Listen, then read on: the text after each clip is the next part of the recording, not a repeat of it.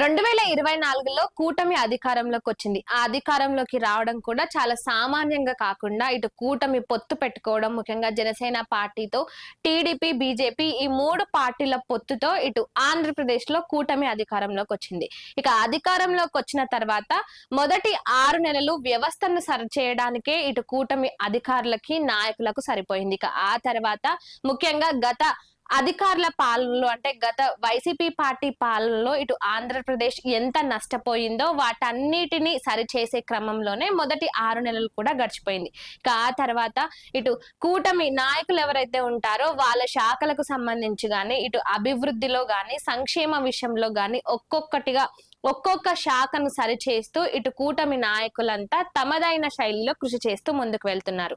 ఇక ఈ నేపథ్యంలోనే ఇటు ఆంధ్రప్రదేశ్ ప్రజల సంక్షేమం విషయానికి వచ్చినా, లేదంటే ఆంధ్రప్రదేశ్ అభివృద్ధి విషయంలో గాని ప్రతి అంశానికి సంబంధించి ఎప్పటికప్పుడు ఇటు కూటమి నాయకులందరూ ప్రత్యేక శ్రద్ధ వహిస్తూ ఎప్పటికప్పుడు ఆ పనులన్నిటినీ కూడా అబ్జర్వ్ చేస్తూ ముందుకు వెళ్తున్నారు. ఇక ఈ క్రమంలోనే ఇప్పటికే ఇటు పథకాల విషయంలో గాని, సూపర్ 6 పథకాల విషయంలో గాని, ఇక మహిళలకు ఉచిత బస్సు విషయమే కానీ, లేదంటే మిగతా పథకాలు, ఉచిత గ్యాస్ సిలిండర్లు ఇటు ఈ విధంగా మహిళలకు ప్రాధాన్యత ఇస్తూ ఇటు గృహిణులు ముఖ్యంగా ఇబ్బందులు పడకుండా వాళ్ళకు ఇటు సౌకర్యంగా ఉండే విధంగా ఎన్నో పథకాలను అమల్లోకి తీసుకొచ్చారు. ఇక ఆ పథకాలను కూడా ఇటు ఆంధ్రప్రదేశ్ రాష్ట్రంలో లక్షల్లో ఆ పథకానికి లబ్ధిదారులు కూడా ఉన్నారనే చెప్పాలి. ఈ నేపథ్యంలోనే కేవలం ఈ పథకాలు మాత్రమే కాకుండా ఇటు విద్యార్థులకు చూసుకున్నా, లేదంటే వృద్ధులకు అందించే పెన్షన్ విషయంలో గానీ, లేదంటే వృద్ధులకు సహాయంగా ఉండే అంశాలు గానీ ఏదైనా సరే, ఏ విషయం చూసుకున్నా గత ప్రభుత్వంతో పోల్చుకుంటే గత ప్రభుత్వానికంటే ధీటుగా ఇటు కూటమి ప్రభుత్వం ముందుకు వెళ్తుంది. కేవలం మహిళలు, వృద్ధులను మాత్రమే కాకుండా రైతులకు కూడా పెద్దపీట వేసే విధంగా ఇటు రైతులకు సంబంధించి వాళ్ళకి ఇచ్చే పథకాలను కూడా, రైతు బంధు విషయానికి సంబంధించిన వాటిని కూడా ఇటు ఆంధ్రప్రదేశ్ ప్రభుత్వం ఎప్పటికప్పుడు సక్రమంగా వాళ్ళకు అందిస్తుంది. ఇక వీళ్ళకు మాత్రమే కాకుండా విద్యార్థులకు చూసుకున్నట్లయితే, అంటే సాధారణంగా ఏ రాజకీయ పార్టీలు చూసుకున్నా, ఏ ప్రభుత్వాలు చూసుకున్నా వాళ్ళు అమలు చేసే పథకాలకు గాని వాటన్నిటికీ కూడా వాళ్ళకు సంబంధించిన రాజకీయ నేతల పేర్లను పెట్టడానికే ఇంపార్టెన్స్ చూపిస్తారు. కానీ కూటమి నాయకులు మాత్రం అలా చేయలేదు. ముఖ్యంగా పవన్ కళ్యాణ్ ఏదైతే ఆయన సలహా ఇచ్చారు, ముఖ్యంగా విద్యార్థుల మధ్యాహ్న భోజనానికి సంబంధించి డొక్కా సీతమ్మ పేరు పెట్టాలని ఆ పథకానికి ఆయన ఏదైతే ప్రస్తావించారో, ఇక ఆయన మాట గౌరవిస్తూ ముఖ్యమంత్రి చంద్రబాబు నాయుడు కూడా దానికి ఆమోదం తెలిపారు. ఇలా అంటే కేవలం రాజకీయ నేతలను మాత్రమే కాకుండా ఇటు ఆంధ్రప్రదేశ్ రాష్ట్రానికి గాని, ఇటు ప్రజలందరికీ కూడా ఎన్నో సేవలు చేసి వాళ్ళ జీవితాలను త్యాగం చేసిన ఎంతో మంది అమరవీరులు ఉంటారు. వాళ్ళందరి పేర్లను కూడా గుర్తు పెట్టుకునే విధంగా ఈ విధంగా పేర్లు తీసుకురావడం, అంతేకాకుండా ఇటు వైద్య రంగానికి సంబంధించి విద్యార్థుల కిట్లకు సంబంధించి కూడా సర్వేపల్లి రాధాకృష్ణ పేరును ఆమోదించడం, ఇలా అనేక పథకాల విషయంలో ఇటు విద్యార్థులు గాని, లేదంటే అందరూ కూడా వాళ్ళ పేర్లు ఎందుకు పెట్టారు అనే దానిపై ఒక స్పష్టతనిచ్చే, అంటే వాటిపై ఒక అవగాహన ఉండే విధంగా ఇటు కూటమి ప్రభుత్వం ముందుకెళ్ళింది. కేవలం సంక్షేమంలో మాత్రమే కాకుండా ఆంధ్రప్రదేశ్ అభివృద్ధి కోసం కూడా ఇటు మంత్రి నారా లోకేష్ వేరే ఇతర దేశాలకు వెళ్లి అక్కడి నుంచి పెట్టుబడులు తీసుకురావడం, అంటే ఇప్పటి వరకు ఇటు ఆంధ్రప్రదేశ్ చరిత్రలోనే లేకుండా భారీ మొత్తానికి, అంటే ఎంత పెద్ద ఎత్తున ఇటు పెట్టుబడులు తీసుకురావడం, పెద్ద పెద్ద కంపెనీలను వైజాగ్ లోకి, అదే విధంగా విజయవాడకి కూడా ఆహ్వానించడం. ఇక అంతేకాకుండా అమరావతి రాజధాని విషయానికి వస్తే గత 5 ఏళ్ల పాలనలో అక్కడ ఒక్క పని కూడా జరగలేదు. ఇక ఎప్పుడైతే కూటమి అధికారంలోకి వచ్చిందో ముఖ్యంగా అక్కడ ఆ పనులన్నీ కూడా శరవేగంగా ముందుకు వెళ్తున్నాయి. ఇప్పటికే అక్కడ దాదాపుగా 13,000 మంది కార్మికులు అక్కడ అభివృద్ధి కార్యక్రమాలకు, ముఖ్యంగా భవనాలకు, షాపింగ్ మాల్స్ గాని, రోడ్స్ గాని అన్నిటిని అభివృద్ధి చేసేందుకు ఇప్పటికే అక్కడ పనులు సన్నాహాలు జరుగుతున్నాయి. ఇక ఈ నేపథ్యంలోనే ఇటు అభివృద్ధి అంతేకాకుండా సంక్షేమ విషయంలో, విద్యార్థులకు సంబంధించి వైద్య విషయంలో, విద్యా రంగానికి సంబంధించి ప్రతి దాంట్లో, కాలేజీల విషయంలో గాని, ఇక అన్నిటికంటే ముఖ్యంగా మాట్లాడుకోవాల్సింది ఏంటంటే పంచాయతీరాజ్ శాఖ గురించి.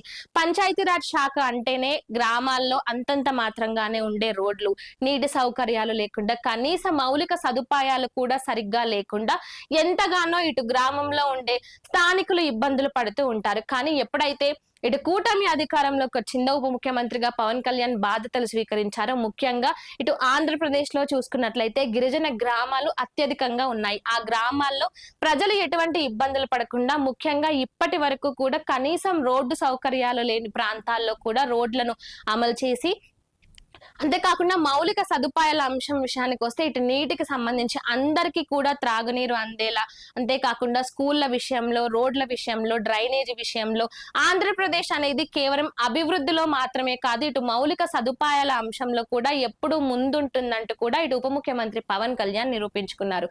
కేవలం ఆంధ్రప్రదేశ్ అభివృద్ధి గురించి మాత్రమే కాకుండా సంక్షేమం, మౌలిక సదుపాయాలు, విద్యార్థుల భవిష్యత్తు, అంతేకాకుండా యువతకు పెద్దపీట వేస్తూ ముఖ్యంగా ఎన్నడూ లేని విధంగా యువతకు మెగా డిఎస్సి, అంతేకాకుండా మెగా డిఎస్సి ద్వారా ఇప్పటివరకే దాదాపుగా 10,000 కంటే పైచిలుకు ఉపాధ్యాయులు ఇటు ప్రభుత్వాల్లో ఉపాధ్యాయులుగా కొనసాగుతున్నారు. ఇక యువతకు పెద్దపీట వేస్తూ ముఖ్యంగా మెగా డిఎస్సిని కూడా కూటమి ప్రభుత్వం అమలు చేసింది. ఇక ఈ మెగా డిఎస్సిలో కూడా దాదాపుగా 13,000 మంది ఉపాధ్యాయులు, ప్రభుత్వ ఉపాధ్యాయులుగా కూడా వాళ్ళు బాధ్యతలు స్వీకరించారు. ఇక అంతేకాకుండా ఇటు కానిస్టేబుల్ నియామక పత్రాల అంశానికి సంబంధించి గత ప్రభుత్వంలో ఏవైతే చిక్కులు ఉండి అక్కడ ఆ ఉద్యోగాలు అక్కడే ఆగిపోయాయో, ఇక ఆ సమస్యలను ఇటు కూటమి అధికారంలోకి వచ్చిన వెంటనే పరిష్కరిస్తామని హామీ ఇచ్చారు. ఇక ఇచ్చిన హామీ ప్రకారమే వాటన్నిటిని పరిష్కరించి ఈ కానిస్టేబుల్ నియామక పత్రాలను అందజేయడం కూడా ఎప్పుడూ లేని విధంగా భారీ ఎత్తున ఘనంగా ఒక సభను నిర్వహించి,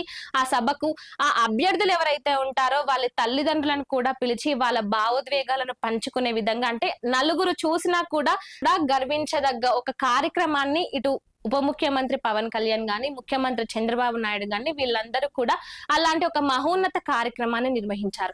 ఇటు ఆంధ్రప్రదేశ్ లో యువత విషయంలో గాని, విద్యార్థుల విషయంలో గాని, లేదంటే రైతుల విషయంలో గాని, లేకుంటే మహిళల విషయంలో గాని ఎవరికి సంబంధించి ఎటువంటి అంశం తీసుకున్నా కూడా ప్రతి అంశంలో ఇటు ఆంధ్రప్రదేశ్ ముందుండే విధంగా, ఆంధ్రప్రదేశ్ లో అభివృద్ధి జరిగే విధంగానే కూటమి తన అధికారాన్ని కొనసాగించింది. ఇక ఈ నేపథ్యంలోనే ముఖ్యంగా ఇటు ఆంధ్రప్రదేశ్ కి జీవనాడిగా ఉంటున్న పోలవరం ప్రాజెక్టు సంబంధించి కూడా భారీ ఎత్తున, అంటే పెద్ద ఎత్తున అక్కడి పనులకు శ్రీకారం చుట్టింది. ఆ పనులకు సంబంధించి ఇప్పటికే ఉప ముఖ్యమంత్రి పవన్ కళ్యాణ్ కూడా అక్కడికి వెళ్లి నేరుగా సమస్యలను పరిష్కరిస్తూ, ముఖ్యంగా అక్కడ ఆ ప్రాజెక్టుకు సంబంధించిన పరికరాలన్నిటినీ కూడా ఆయన అబ్జర్వ్ చేసి ఈ పనులన్నీ తొందరగా వేగవంతం అవ్వాలి, ఇది కేవలం ఒక పనిగా మాత్రమే కాకుండా ఒక బాధ్యతగా తీసుకోవాలి, పోలవరం ఆంధ్రప్రదేశ్ కు ఎంత ముఖ్యమో, ముఖ్యంగా ఈ పోలవరం ప్రాజెక్టుకు సంబంధించి ఎంతో మంది రైతులు తమ భూములను కోల్పోయి ఇప్పుడు వాళ్ళకి ఉండడానికి కూడా లేకుండా ఎన్నో ఇబ్బందులు పడుతున్నారని, మళ్ళీ వాళ్ళందరికీ